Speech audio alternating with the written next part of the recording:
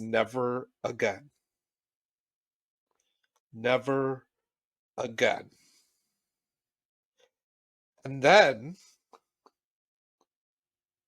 when again was happening,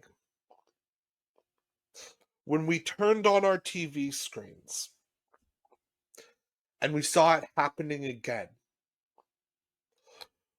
we saw the photos and the videos of Gaza, of the men and the women and the children looking exactly like those in Auschwitz. When we saw the fences that were designed in the same way as those in the concentration camps.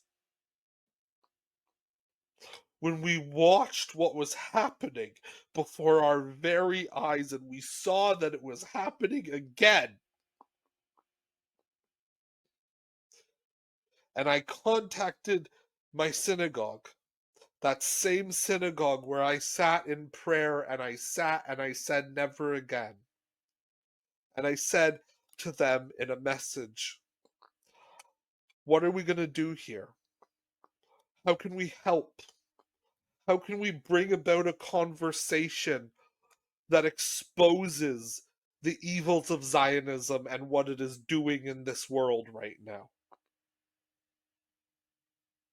And I didn't get a response, and so I sent another email. And I didn't get a response, and so I sent another email. And I didn't get a response, and so I sent another email. And I sent it to the rabbi, and I sent it to the board president, and I sent it to everyone I could think of at the synagogue where I had been bar mitzvahed, where I had been called to the bima, where I had given aliyah.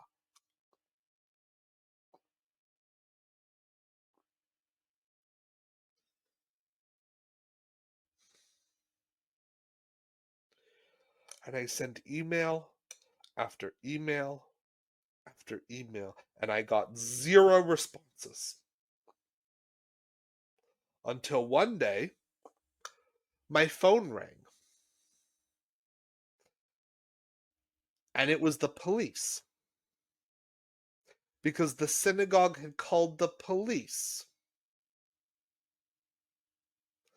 to report me for harassment, to report me for anti-Semitic behavior, to report me for being a potential threat to the community.